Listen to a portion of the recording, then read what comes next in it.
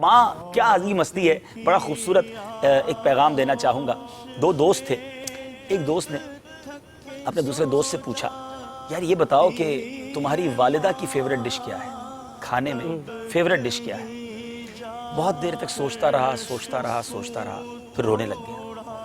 تو کہا کمال ہے, اتنی دیر سے جواب نہیں دے رہے. وہ ویسٹرن ورلڈ کا شخص تھا جس نے یہ سوال کیا تھا.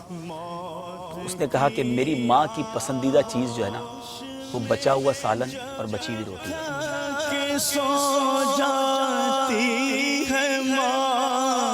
اب اس کے پس منظر میں اس نے پوچھا یہ کیا بات کی. اور میں اب آج اپنے دل کے تاثرات پیش کر رہا ہوں. آج میری عمر 40 سال سے زیادہ ہو گئی ہے.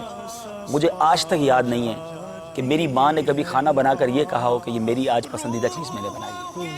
اور یہ ہم سب کے ساتھ ہوا ہوگا کہ ماں نے کبھی یہ نہیں کہا ہوگا کہ بیٹا آج بریانی بنائی یہ مجھے پسند ہے.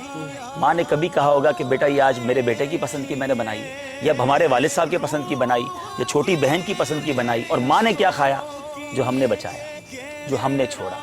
یہ ہے ماں. کبھی اس نے اپنی ذات کے لیے کیا سوچا. ہم نے بلکہ فرمائشیں کر کے, ہم 2 بھائی ہوتے تھے, یہ ہم سب کے گھر کی سٹوری. ہم 2 بھائی تھے یا 2 بہنیں تھیں, تو امی مجھے یہ کھانا ہے, تو مجھے وہ والا انڈا کھانا ہے, تو میں نے آج چاول نہیں کھانا. تو ماں نے دونوں کے لیے الگ الگ کھانے بنائے.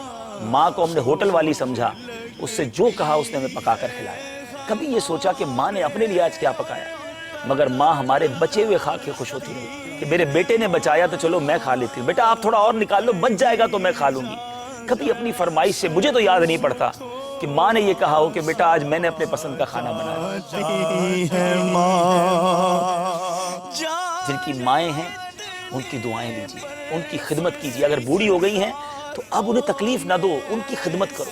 بیمار ہے تو یہ رب کا ایک طرح سے میں سمجھتا ہوں, یہ پتہ نہیں میری بات درست ہے کہ نہیں, کہ جس کے والدین بیمار ہو جائے نا, یا ایسی پوزیشن میں آ جائیں کہ اب ان کی خدمت کی حاجت ہے, تو یہ بیٹے کے لیے خوش بختی کا وقت بھی ہے کہ اللہ نے زندگی میں اب تمہیں وقت دیا ہے خدمت کرنے کا. ورنہ کئی ماں باپ بچوں کو خدمت کا موقع ہی نہیں دیتے, پہلے ہی چلے جاتے ہیں, خدمت کرتے کرتے ہی چلے جاتے ہیں. اگر اب موقع آیا ہے تو اس کو بوجھ نہ سمجھو, یہ اللہ کا شکر بھی اس حوالے سے ادا کرو کہ یا اللہ انہوں نے جانے سے پہلے مجھے اپنی خدمت کا کوئی موقع دے دیا. بد نصیب ہیں وہ بچے جو اولڈ ہاؤس میں ماں باپ کو چھوڑا ہے. بد نصیب ہیں وہ بچے جنہوں نے سرونٹ کے نام پر, ملازمین کے نام پر ماں باپ کو حوالے کر دیا. ایسا نہ کریں, جتنا ہو سکے ان کی خدمت کریں. یہ کاروبار, یہ دنیا, یہ سب بعد میں چلتا رہے گا. یہ ماں باپ چلے گئے تو پھر یاد آتے ہیں.